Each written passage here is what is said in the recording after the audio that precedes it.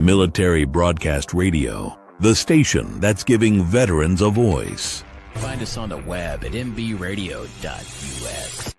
This entire military is one cohesive, dedicated force.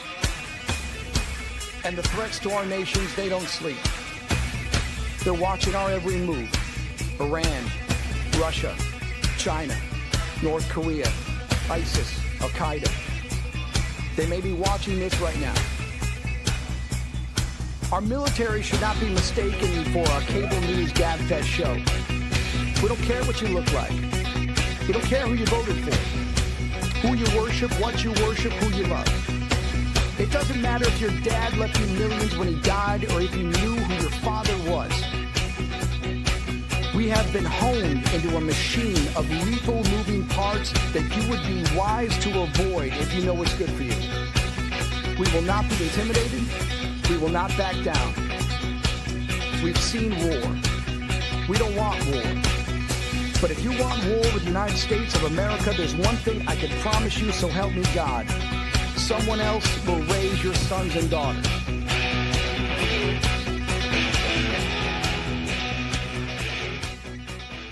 Military Broadcast Radio, the station that's giving veterans a voice. Find us on the web at mbradio.us. Opinions expressed in this program are those of the speakers and do not necessarily reflect the views or positions of any entities they represent. Find us on the web at mbradio.us.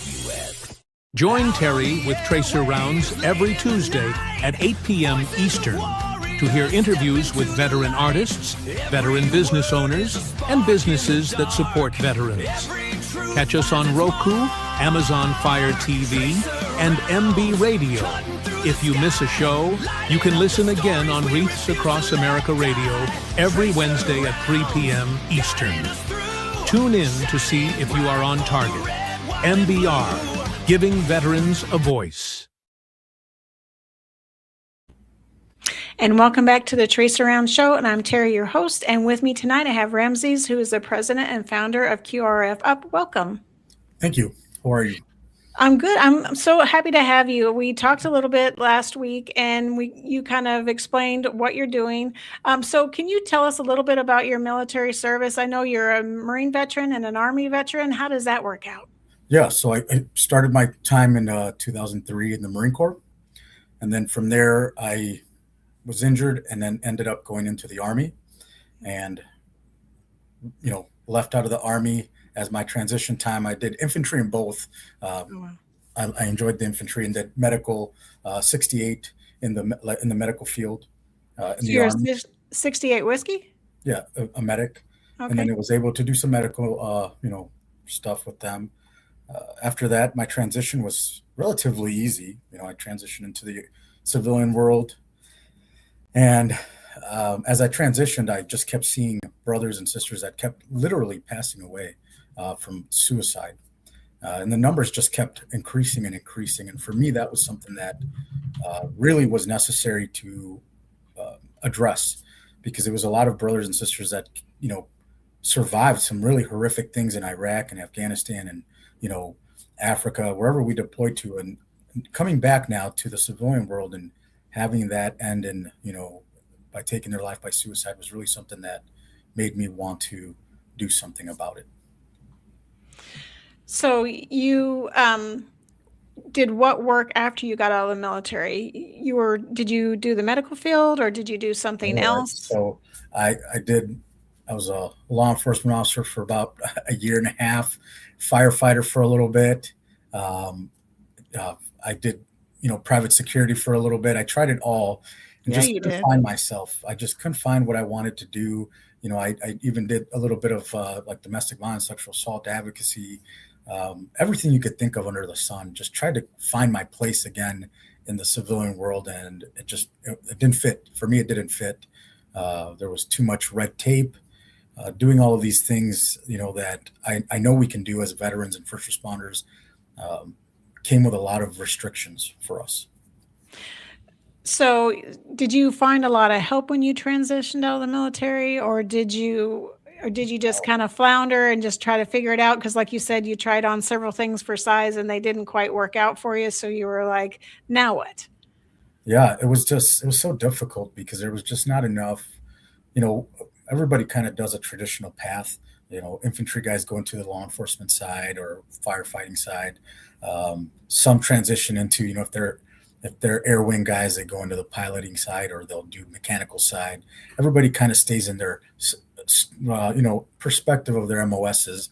They don't really transition out of that. And something happens where we don't feel fulfilled because it's not the same as when we were in the military, right? And it just it doesn't have that same transition. Not only that, but a lot of us encounter like legal issues, right? We'll get into drinking, right? We can't focus on the right relationships because we either aren't honest with ourselves about who we are, what we've been, and we take it out on our partners, or we hide from people.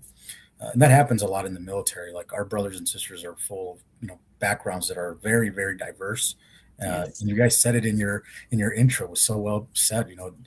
People who have fathers, mothers, don't have them. Adoptions, all that stuff, and it just you thrust us into greatness, and then now we come back into the civilian world and we feel unutilized, right? Like underutilized. Yeah, I mean, because we're responsible for big things when we're in the military, and then when we come out, there's like, well, you can't even have a procurement card where you spend $1,000. Like that's too much. That limit's too high. And you're like, I was in charge of millions of dollars worth of equipment, or whatever the case, or millions of dollars worth of a vehicle, or something like that. And you come out and you feel like, well, now what? Because I don't feel like I'm of value anymore. I knew I had a place in the military and I knew what my job was. And now here I'm kind of floundering. I'm kind of lost. I don't know where I fit. Yeah, 100%. And that's the biggest battle we find, right? I honestly think that sometimes when we get out, we still hold on to this really black and white mentality of like good and bad. And then when we do bad, we feel like we are redemptible, right? Like we don't have redemption within us. We're not worth it anymore. We've muddied our uniform. We've done so much that just it can't be fixed, and that's not true whatsoever. Anything can be fixed. People know this, and they'll try to tell you that it can't be done. That's how we discourage people. Like it's too hard, or you can't do it.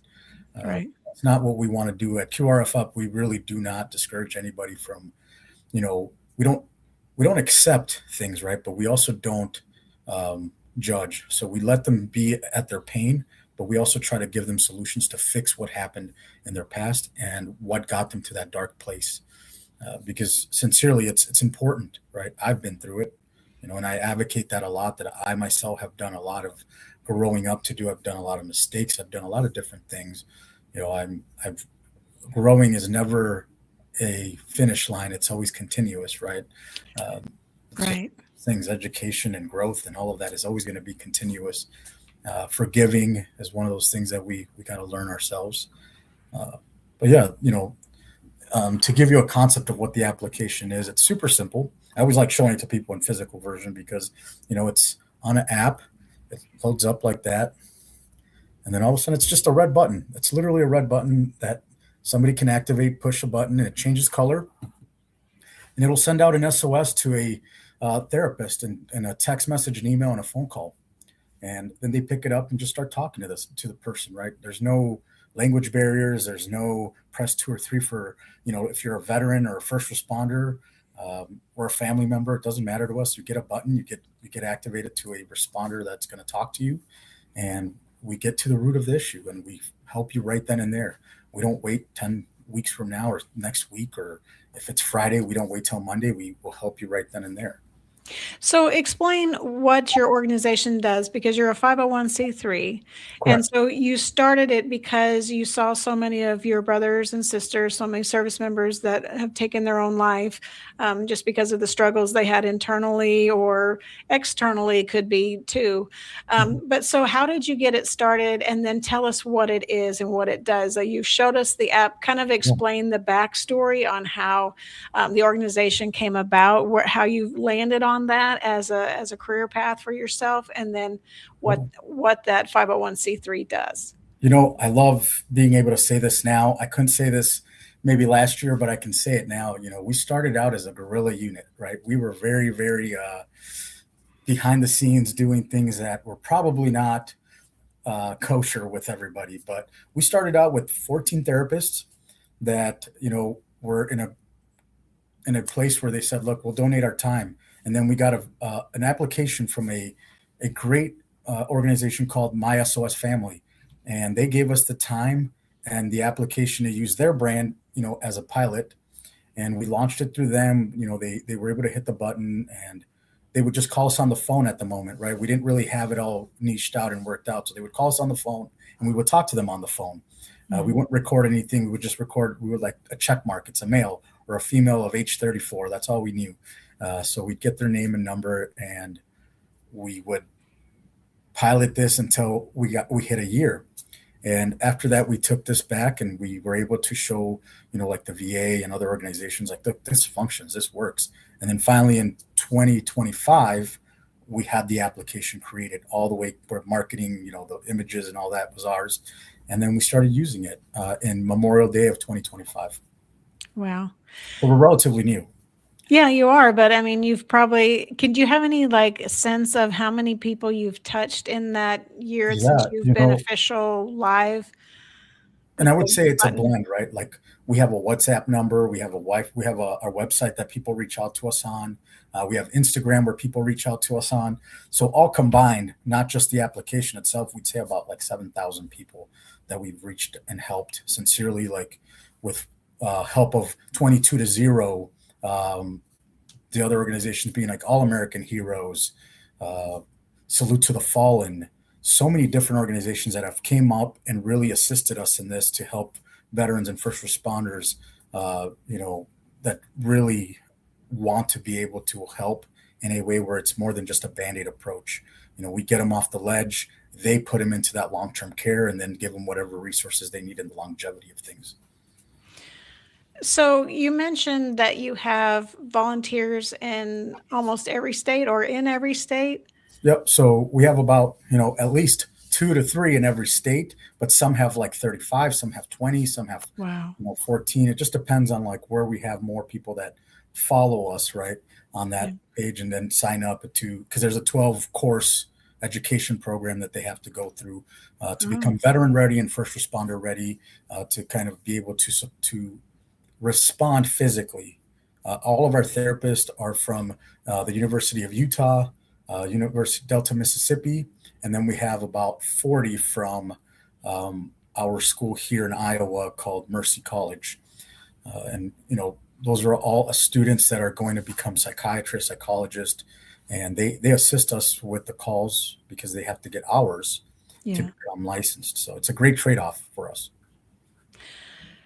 So you said that they push the button, you get connected, you can talk to a therapist. So at what point does the volunteers get notified, or do they stand up? And then what happens after they stand up? What's the process look like when they get there? Yes. So the process is relatively simple. From when the therapist activates them, because they'll activate them, right? It's up to the therapist and the first responder or the caller if they need physical help. Our pilot did teach us that about 60% of those calls get resolved by our therapist, and then 24 to 25 get resolved by the actual teams on the ground.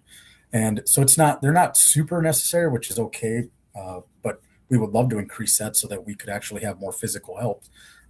They are typically called when somebody is so elevated that they can't activate the plan that we've created for them physically, right? They're just too elevated.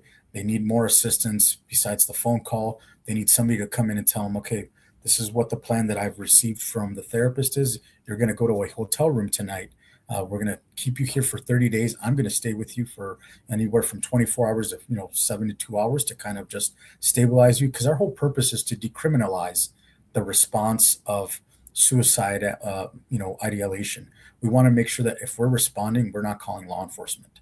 We're not hospitalizing you, because that doesn't help you feel comfortable to reach out for help and actually continue on a path of help. What it does is it actually, makes people want to shelter themselves and be like, see, if I reach out for help, they're going to hospitalize me. They're going to take me where I don't want to go. Typically, it's jail. Their guns get taken away, their rights get taken away, kids, wives, everything happens to them. And that's the one thing we're trying to fight back on is like, look, we can help our brothers and sisters without elevating them into a place where they don't have to be. We can truly help.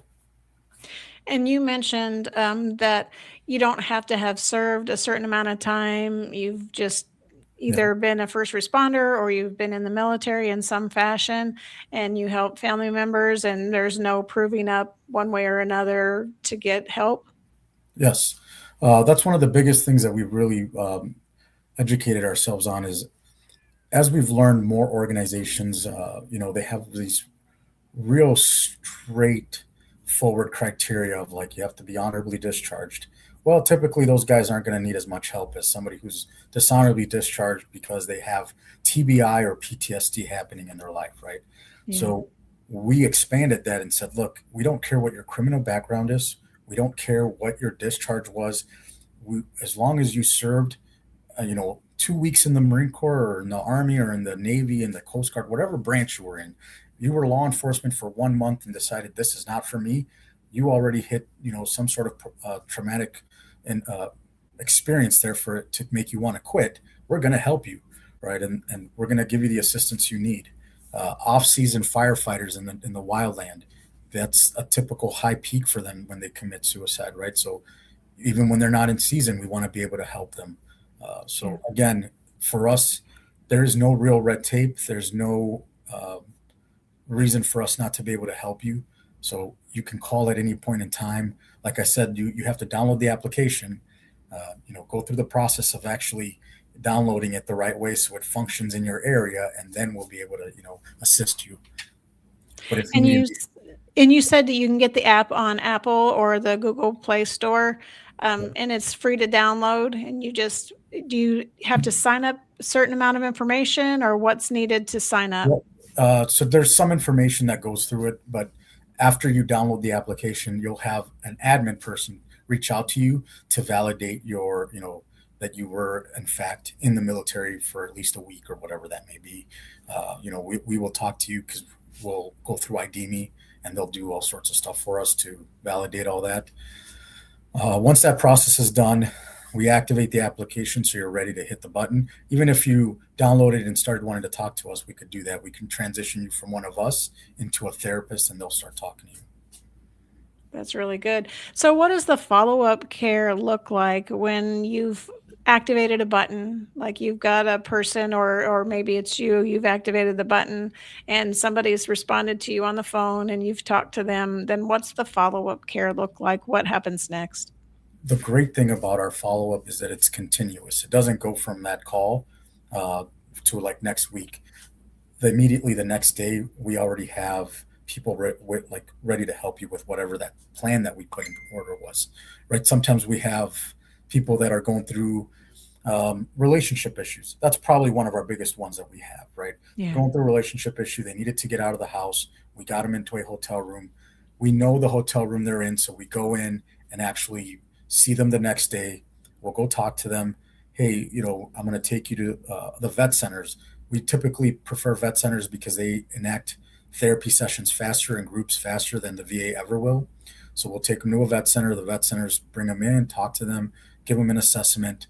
And after that, we'll take them home because we'll be with them. Our responder will drive them back to the hotel room so they can stay with them. We'll feed them. We'll give them, whatever they need. If they need clothing because they can take clothing from there, we'll get them some clothing. If they need gas, we'll give them gas cards, whatever that may be that we need to do. We will provide for them thanks to, like I said, we have a lot of partners that are willing to contribute to this resource that we are. So do responders get paid anything, or do they, I don't know how far they travel to get to somebody. Is there any kind of compensation for them, or is it just volunteers? If you're looking for people to volunteer, I just want them to know what that looks like. What's expected of them, I guess. Yeah, momentarily, unfortunately, we can't. because that brings in different criteria of what we have to do. If we bring in pay, it makes us have to do different things legally. Yes. So, volunteer basis gives us a lot of leeway for what we can do to help our brothers and sisters. And that's a big reason why we do it as a volunteer basis. Our therapists are all volunteers. Our staff are all volunteers. None of us take a pay, myself included. Like, nobody takes pay here. We do this all out of just our willingness to help each other and, keep people going. People always ask about us, like, with your background, how does this, how can you run this? I'm like, well, we're on Candid. We're in the IRS. We're a 501c. You can look us up. We've filed our taxes correctly. We've done everything. Like, we don't take a dime. This is truly a free application for our brothers and sisters because people care. Right. That's amazing. So I know that you've got some other programs out there on top of this app that calls for help if you need it, but you've got a housing program and you're working on equine therapy. Can you tell us a little bit more about some of those things? Yes. So we are transitioning into what's called the actual acute care, the aftercare of things. So right now we do have a facility that is in Homestead, Florida, 219 units where we can help with rental assistance and getting them transitioned there. And we provide that through SSVF. The rent gets paid for. It's an amazing program and it's an amazing facility. We are trying to revamp that whole situation to another location in Florida, southern Florida, where we can actually have the equine, the HBOT, and all sorts of different things under one facility. But our pilot is going to be in Iowa. And that's what we were talking about with the equine. Right now, we are just facilitating equine with our horse trainer, Chase Laurels.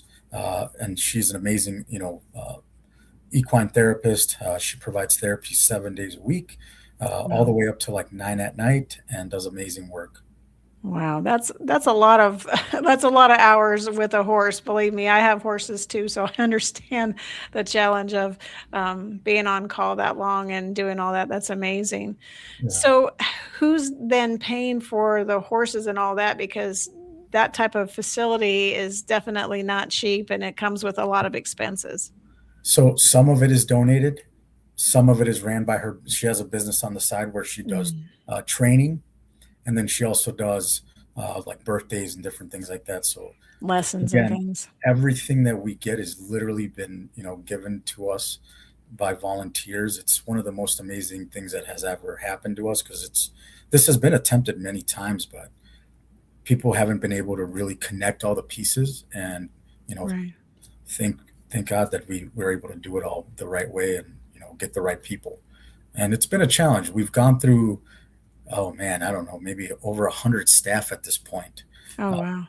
Of rotating staff. We've had a lot of mistakes, we've had a lot of successes, but we're learning and we're trying to keep it going because what matters at the end of the day is the men and women that need the help.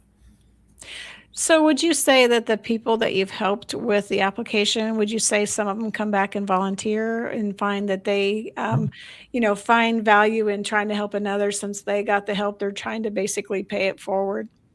Yeah, that is literally what happens sometimes is somebody that has been helped, then in turn says, I want to be a responder.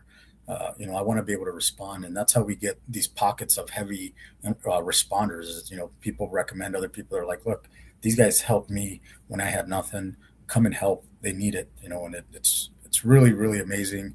I want to say that two other veterans that really have facilitated this for me. This idea came from a really, really good brother of mine. His name is Peter Flom. He was an amazing guy. He's an amazing guy. He really is. He would get on the phone late at night and just would call everybody, right? And I was like, there's got to be a better way for us to do this. But that's how it started was my friend Peter Flom would call everybody on the phone on his Rolodex of people, all the Marines and people that he knew, and he'd check up on them. He'd like call and, hey, are you okay? How's it going? How are you tonight? And he really made something click in my mind. Like there's got to be a button we could just press where like somebody could help them if they really needed their assistance or they wanted help. So he's the mind for all of this. And then, the other guy, his name is Matthew Couch. He's from Missouri, an amazing brother, really supportive in a lot of different things and in a lot of different ways. He truly has been one of the only men that I've ever met that even in my worst days, has stayed behind me where he knows, he's like, look, we can be those monsters, but we know that we're also light, right? We provide light for humans. And that's those two men have really shown me how to be a better brother to people. That's awesome. I think it's really amazing that you've created this app that's so it's so versatile. There's so much that can be done with it, as far as you're reaching out to people and getting the resources that you need around that person. So either therapy or just somebody to come and be there with that person. So when you take somebody into like the home program or the equine therapy program, are there certain qualifiers for people to be eligible for those types of things? No, just a veteran. Yeah. So I liked your approach. I read about your approach to the housing where it was a step down program where the first 3 months you provided 100% towards the housing, and then gradually you backed that support off so that the veteran could take, responsibility for their own care and their own well-being, basically. So I like that you've done that because really that puts skin in the game, as they say, for the person, and not just a handout. It's a hand up. So I like that approach. Yeah. Yeah, it's one of the best things that I've seen work. I've seen it in other organizations that do amazing work. They don't try to baby you into surviving. They actually tell you like, look, I'll walk with you, but I'm going to let you go at some point, and you're going to have to keep walking. Yeah. But I can only walk with you for so long, and it's up to you to do it afterwards, right? To keep moving forward and keep wanting to succeed. And that's really the mentality we have. Like I said, we don't judge, but we also don't carry you all the way through. Like, you have to want to do it a little bit yourself too. Yeah, I mean, you can't make any difference for somebody that doesn't want a difference. Cool. So if they just want to stay the same and don't want to change, there's nothing you can do about it. It has to be their willingness to be different or do different or ask for help and then, take training and take coaching to be different. And if they're not at that point, there's really not much you can do to help them.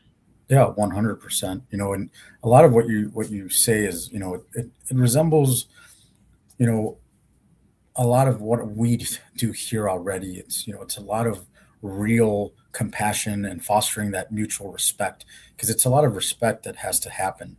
Yeah. Trust between one another, trusting that, look, we're not gonna take what you're telling us and use it or weaponize it against you. We're here to help you. We're really truly here to give you an opportunity to come out of that darkness, give yourself an opportunity to forgive yourself, and truly want to continue on this path of life. That we're not going to tell you you won't hit that button next month again, or 2 weeks from now, or maybe 5 years from now, but we want to at least give you an opportunity to say that, you know what, I'm going to hit the button again because those guys did help. They were able to help me. They didn't make me feel like a burden. They helped me out.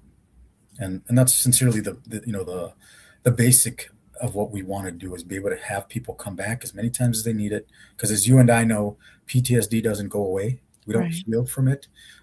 It's just how to better cope with those things. Being able to really, work some of the steps that we help you with, but also being able to be strong enough to remember, you have to do a little bit of work yourself to get better, and make your life easier. Yeah, you definitely have to work to be better. You can't just hope for the best. You really have to do the work that it takes to get to the point where you're functioning well and you're successful.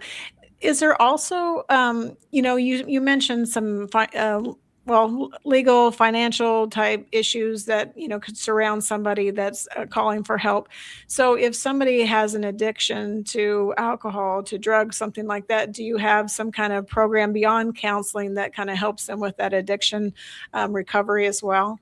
Yes, we have. Oddly enough, that's probably the bigger programs that we find. We have Fob Razor out of Texas.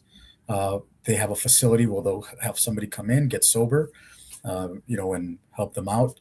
We also have AFIL out of Iowa, where they will have transitioning houses where they'll help them get sober. And then, we have another facility in Florida. The name is escaping me right now. Oh my goodness.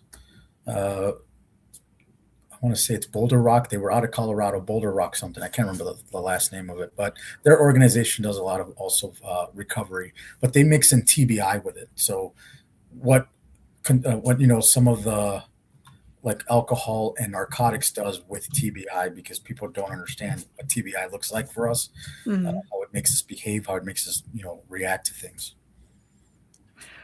Right. I mean, so you could have competing things going on between TBI, PTSD, and the either drug problem or the alcohol problem. And so it's really kind of hard to navigate how you respond to that, because you don't know which ones that play. I mean, to me, I mean, that's what I would think.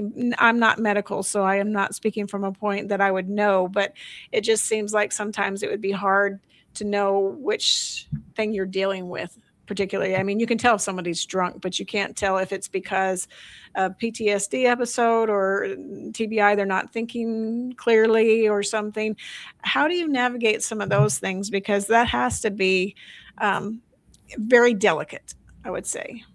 That's why we use a therapist, because they are the medical professional, right? The responder is there only to assist physically. The therapist knows exactly what they're speaking to. They understand that when they encounter somebody, they know what type of elevation it is, why they're doing this. They know what to ask. We don't have a script for this specific reason, because if we use a script, it narrows down what that person's going to react to us like. So we just talk to them like everyday normal people. Thank you for calling. We want to know what's happening with you today. Just talk to me. Talk to me. You don't have to, feel forced to share anything. Just talk to me, right? And then we go from there. Once we get to the whatever that route is, then we understand what we have to put that plan into place for them. And like I said, we do not tailor a plan to everybody the same way, because that has never worked in the world of ever having organizations around. We can't tailor everybody in the same thing. Okay, you need therapy, you need Narcotics Anonymous, and you need to be in a hospital. Like, how many times has that worked? We're in 2026. Since even let's just start about the invasion of Iraq, Afghanistan, 25 plus years, and our suicide rates are tripling. Obviously we're not doing something right. We're not working the right way. So why keep doing the same approach? Why keep feeding the same organizations that haven't done what they were supposed to do with these things? Let's work together and make these specific treatments fit that one person, instead of trying to fit everybody into treatments. Yeah, and we talked too last week, and I found this very interesting. Most things you hear are 22 a day, veterans commit suicide, but you're actually saying the number is a lot higher. Can you kind of tell the audience why you think the number is a lot higher and where you're getting your figures? So our data comes specifically from the CDC and APA, and we've gathered information from other organizations as well. And one of the things that we've understood, the VA is very limited. They're not bad. They're not these like luminous people that want to be super nefarious. They're not. They have restrictions, and they're restricted by a lot of things. One of the things is how they can actually call a suicide, right? Not only that, but who is registered under the VA can be also registered, can be numbered under that, right? So if you're not registered under the VA, you're not a service-connected veteran, you're not going to be marked down as a suicide if you end life that way. Not only that, but car accidents aren't, car wrecks or anything that you do in a vehicle isn't considered a suicide unless you leave a note or you've called somebody prior to that and told them, like, this is how I'm going to end it. When you go into an overdose, unless you leave a note or you call somebody, same thing. And we know that in genders, those are the difference between what type of suicides are happening, right? So the criteria is very specific on how they look at these numbers. We know that they're not corrected the right way. And then when it comes to law enforcement, once you're no longer a law enforcement officer, you are no longer considered under those suicide rate numbers. You have to be an active member of an agency for yourself to be considered a law enforcement suicide. So it's again, there's a lot of things that kept track of. Same thing with firefighters, EMS. And EMS is probably even worse because they have a high rotation of them. So you don't know Yes. how many of them that were EMS at one point or, die by suicide. And then we have, corrections officers, dispatch officers. There's so many different people that are all frontline workers that people don't think of when they're looking at these numbers.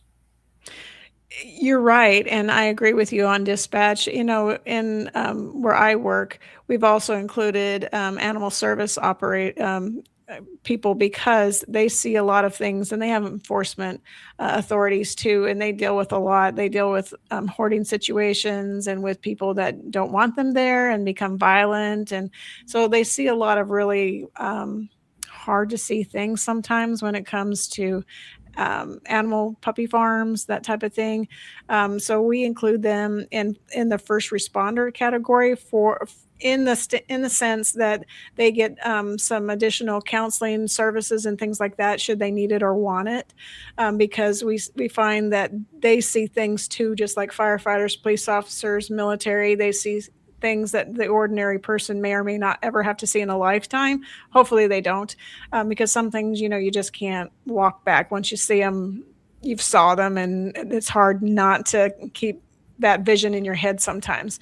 And so having those services to talk about some of those things that you see, because, I find, and I found where I work that having a peer-to-peer network of people that understand that job, understand what you see, understand what you go through is so important, because if you're just talking to someone that can't really see or know what you've been through or have some awareness or understanding, it's kind of hard to talk to them sometimes and kind of hard to open up if you don't feel like they understand at what point you're coming from.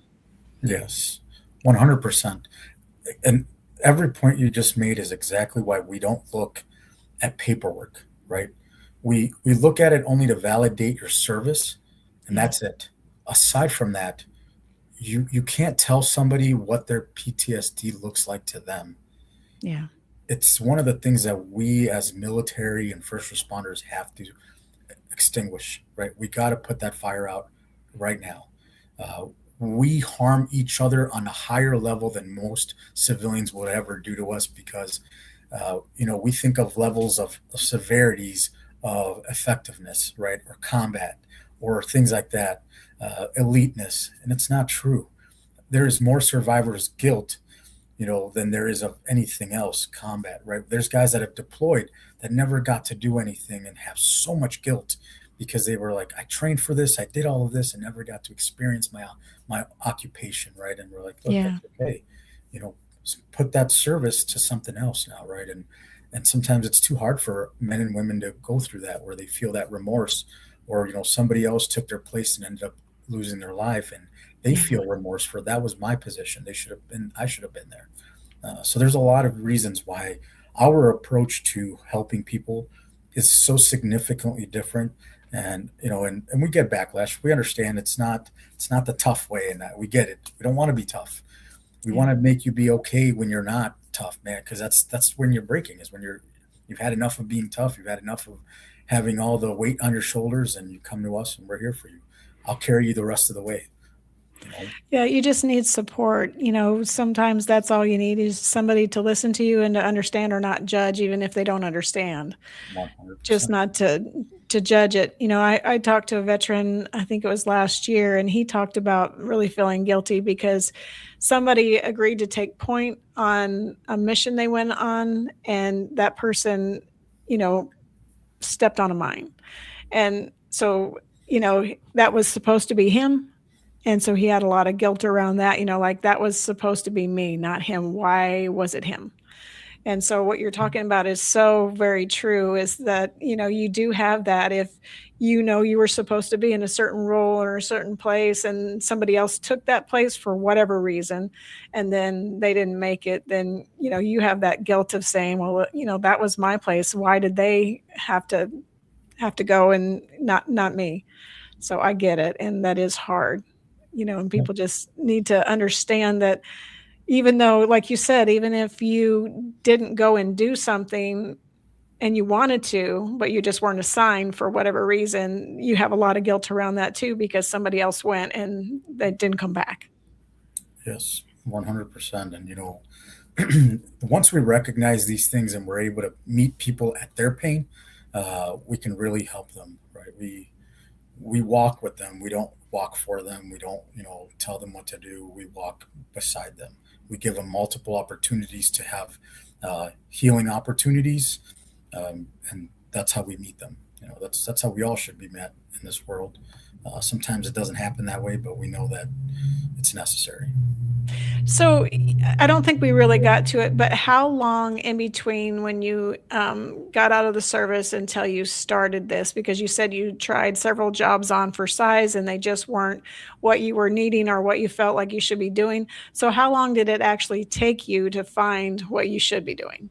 5 years. 5 years. 5 years, yeah. I just did the time in my head.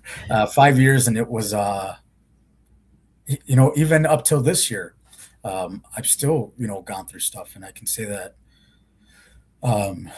being able to truly tell people who I am, where I'm from, what I've experienced in life was like a whole weight lifted off my shoulders, because, I was given this advice from an ex, and she was like, you should just let people know. I think people would really love you more for it, because what you're doing is beautiful. But if you tell them really who you are and what you've done in this life, they would love you much more for it and support you harder. And man, was she right. Obviously, there's some that won't, but the people that do, that's how we get a lot of these help. People are like, man, this guy's, he's telling us everything. There's no hiding anything. There's transparency. He risked a lot to get this going. And I'm like, it wasn't just me, like I said, Peter Flom, Matthew Couch, Cynthia Salazar, man, there's so many people I can name off that just helped us get to where we're at today. Mooney from My SOS Family, so many people that just really assisted us in getting to this place where we're at, so that we could assist people without any red tape, any real criteria that keeps us from going forward. They're the reason we're here today, right? I had the concept, but they pushed me over the line and said, "This is what we're going to do. This is how we're going to do it." And like I said, those two brothers of mine, Landon Tate, like he's an amazing brother as well. He's with 22-0. He's done a lot with me. We've saved together maybe close to 20-30 people just with financial services and food and other assistant programs. There's so many brothers and sisters out there that want to help, and if I could use this platform, like, please sign up if you guys can, don't hesitate. Go on our website. There's a volunteer site for just volunteering on our board or volunteering on responders or medical physicians. If you're a nurse or above, you're more than welcome to respond, because you are crisis intervention certified. So what about paramedics? Would they Paramedics count? are welcome to do. Yep, they're also welcome to sign up. Any medical professional that would like to help us is more than welcome to jump on and truly assist in a way that helps. And like I said, I always like showing people how fast it responds. Like, I'm going to push the button so you can see how fast it works. I'm testing it. I have it in test mode. So I complete the circle, it locks it, and then it'll immediately start ringing everywhere else. So once it makes a full circle, it unlocks again. So now I can cancel this call, or I can keep it going, and it'll tell me who's going to assist me. So if you cancel it, does somebody call back? Because from 911 experience that people, they call 911, they go, oh, never mind, and they hang up. And so, 911 calls back because So the location is being shared. Yeah, no, 911 does not call back. 911 doesn't even get involved. It's already like if you had reached out to 911 and you hang up, they call you back. So with this type of platform, if somebody reaches out and then they cancel it, does somebody then just kind of follow up and say, hey, I noticed that you were on the app. Is there something we can do? So as we canceled it, it'll send me a text message. It'll send me and the therapist a text message that somebody canceled the call. And it'll tell us where where the person is at, the location. So we'll be able to call them immediately and ask them like, hey, are you okay? We saw that you canceled the call too fast. Were you just testing a button? What were you, what was the thing behind it? Yeah, because that's kind of my thought, is because people sometimes they get brave and they're like, I'm going to call. And then all of a sudden they back out and they're like, oh, I don't want to talk about this. I don't want to do this, but they really do need help. So that follow-up phone call, I think, is so important, because they wanted to reach out, but decided against it for whatever reason. And then somebody actually calling them back and following up, then they can really end up helping them. And probably the person does really want to talk. They just didn't want to. They were kind of afraid to, I guess. Yeah, and it'll send all that information. Hold on, let me brighten it. So it'll send all that information to us in an actual message telling us like what happened, why they canceled right away, who responded. So it told me who responded was James Boomauer. He's out of New Jersey, and he responded. SOS was sent successfully. I canceled it, but James responded to my call. That's really neat. It's I think everybody should take this app and take it to their VFW, to their American Legion, to maybe their VA hospital where they have groups that meet or something, and then everybody should get signed up and be able to help one another. And so if somebody wants to volunteer, you said they can go to your website, but how many volunteers do you think you have across the platform? Across the platform, I think right now what we've seen is about 1,500 across the nation, right? Wow. It's not a lot when you think about it in the nation. Well, it is a lot, though. I mean, 1,500 of volunteers, that's pretty significant. And like I said, they're in pockets. Like Arizona is a heavy pocket for us. I'm not sure why. So we have a lot of volunteers out of Arizona. Florida, New Jersey is a heavy site for us. And we're having a meeting with an organization called Stack Up, which does online gaming. And they provide gaming councils for people, for veterans and first responders. But their whole group of, I think they have 10,000 people. We're having a seminar where they're going to sign up, learn the classes. They're going to do a little bit of QPR, and they're going to be able to be responders for each other on the online forum to Scored. That's awesome. Gamers helping gamers. I love it. Gamers help gamers. That's going to be an amazing way to help them, each other respond. If they see somebody that, hasn't been online, because that's a great way to like dictate what's happening with somebody. If they haven't been online in a while, like, hey, they push the button, send us an SOS. Can you reach out to this person? Because it works that way too. You can send out an SOS for someone else. You don't have to be the person that is in trouble or having issues. You can press it for somebody else. That's a great way to do it. I mean, because sometimes it takes somebody else reaching out and having that person then feel like, somebody cares, so I think that's a great way to do it too. And being able to submit for somebody else that you can't contact and they're part of the platform, and then somebody else can just follow up. I think that's great. Yes. Like I said, it's for the families as well, because we do support families. We have the Veteran Spouse Network that is really supportive of us. They give courses on how to, be able to be involved in a relationship with a first responder or a veteran, because as you may know, these relationships with us are crazy hard. We're not easy to get along with because we have our own things going on, but we try our best. Right. Travis, he's one of our hosts on the Oscar Mike radio show. He's actually on Thursdays. It says, I think video games are underutilized. The community can come together and hang out. Yeah, for sure. 100%. Yeah. Yeah. So what else would you like to tell us about your platform? We probably have about 12 minutes left, and I really want you to be able to highlight something else that we haven't talked about yet. Is there anything else on the platform or anything other step that would help you and your organization to further the mission? Please, if you're a nonprofit that has a service that would like to partner up, please reach out to us. We're always looking for more partners to help with resources for our brothers and sisters. Not only that, but, again, our main hope is that we don't ask our brothers and sisters for funding, help us with corporate sponsorships, things like that, because that's who can do it with us, right? It's not our brothers and sisters that we will ever ask for anything, because they're already in need. Grocery stores, if they want to donate food or anything, we're willing to take it and give it to our veterans and first responders that need it. any of those things.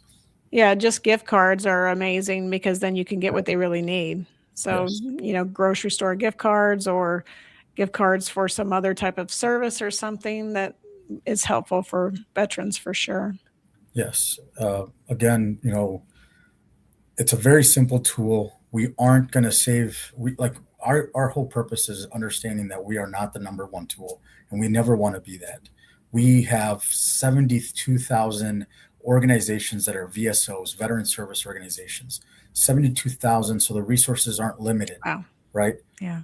But if we're all trying to do one piece of the pie instead of like 72,000 armies coming together and saying, let's do it together, let's fight this together, you still stay in your lane, but you send them to us to do what we do in your state, we can't not fight this the right way then, right? We can't stop what's happening. We won't need the government to help us because we know that sometimes that's not going to work. That can freeze at any point in time. But we can help each other do it together. And that's what it's going to take is one another, like we did in the military.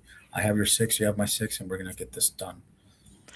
Yeah, I mean, just connecting dots too, like you said, with other organizations for veterans and just putting those links together so that somebody can get to the right resource and can get help or something can get promoted that's helping veterans in this way to keep them from having to push the button. Like for instance, MBR, we do podcasting to help with rehabilitation for service members and for first responders. So if someone needs that type of therapy where they want to do a kind of a talk show and kind of do talk therapy with somebody else and work out whatever, things are going on with them, this is another platform for them to use. So they can always come here and we can help train them and get them doing something. We do have a gaming platform too, but we're still working that out. And then we're working on cartoons too, animation and things like that, so that we can really help support veterans. So I think, like you said, if we can all work together to make a holistic approach of help for veterans and first responders, then we're going to succeed if we're all moving in the same direction instead of each wheel moving independently in an opposite direction. 100%. Let's all row together. Right.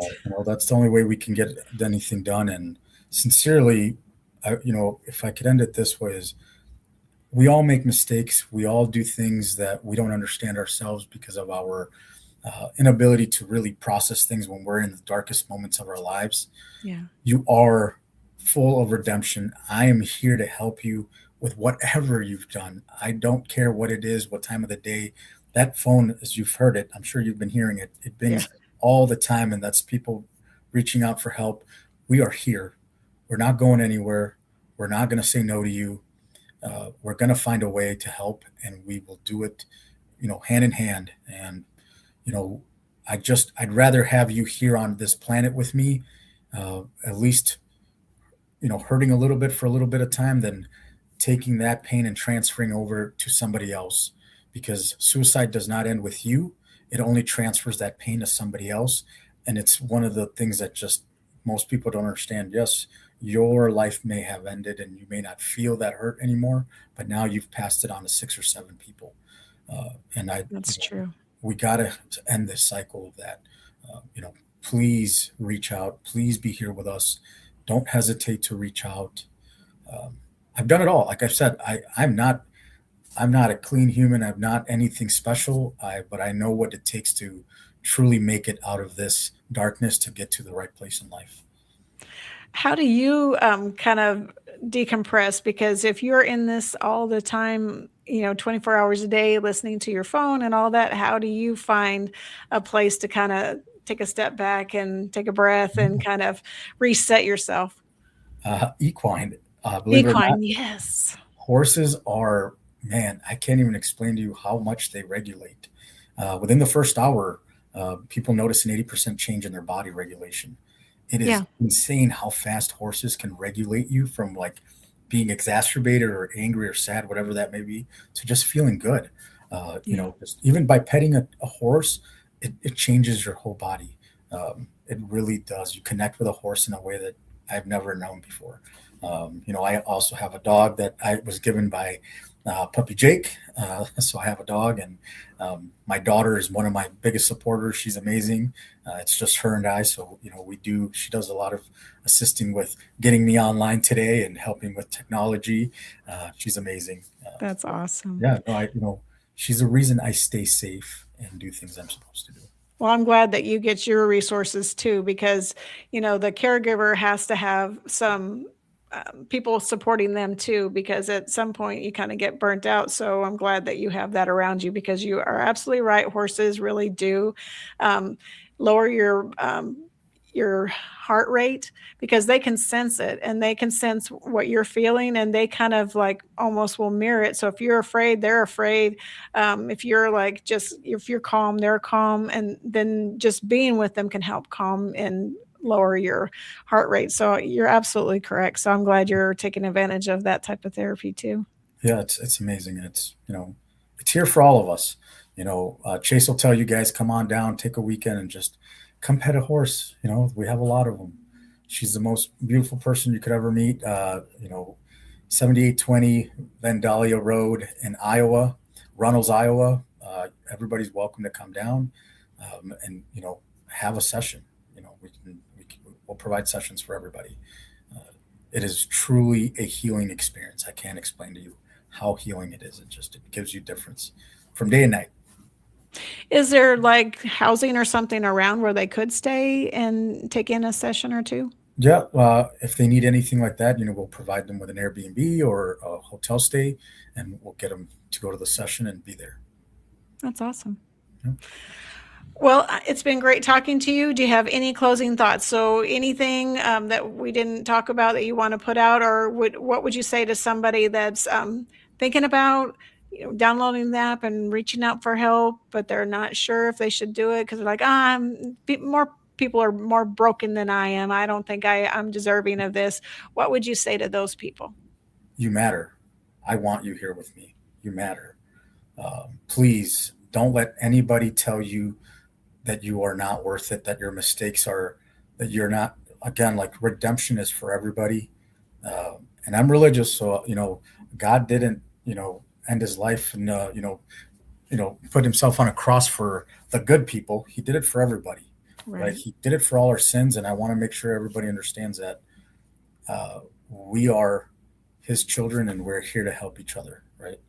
So absolutely. If you believe in the Lord, please know that we're here for you in any capacity without judgment. I love that. Well, thank you so much for being on, and your organization is QRF Up, and the address is there at the bottom, and the Facebook QRF Up is also how you would search you up on Facebook. And how do you get you on Instagram? Is it still QRF Up? QRF Up organization. Okay. Well, it's been great having you, and we look forward to hearing you on the H Train show on Friday. So tune in, and H is going to be talking to Rameses. And thank you so much for being on the program and sharing your app and your mission with us. I think more people need to take this app out to their organizations and download it, because I know I'll be taking it to the American Legion at our next meeting. Awesome. Thank you guys so much. Have a great evening. Thank you. This is Trace Around signing off. Life is like a duck. Tough times don't last, but tough people do. Here at Military Broadcast Radio, we're teaming up with our friends at Die Tired, the veteran-friendly music band spreading strength, resilience, and mental health awareness one shirt at a time. And check this out. Their brand new shirts feature broadcast beaker right on the breast pocket. A reminder that you can weather the storm, and you're never alone. Shirts are only $25, and proceeds support giving veterans a voice. MBR's mission to teach veterans how to podcast and videocast. Because when our vets are talking, they're not overthinking. They're not second-guessing. Together, we stop the 22 stigma. Grab your shirt today at mbradio.us and hit the shop. Or go directly to toramerch.printavo.com/merch/dietiredband. That's toramerch.printavo.com/merch/dietiredband. Suit up. Stand strong. Remember, we're unduckable together. You're built tougher than the storm. Ladies and gentlemen, thank you for tuning in to Military Broadcast Radio. As we wrap up today's show, we want to remind you that the podcast of today's episode will be available right after we go off the air. So if you missed any part of the show or want to listen again, be sure to check it out. And remember, we're here to support and honor our veterans. Your stories and experiences matter, and we are committed to giving you a platform to share them. That's right. We're here to give our veterans a voice. So don't forget to catch the podcast and stay connected with us. Giving our veterans a voice.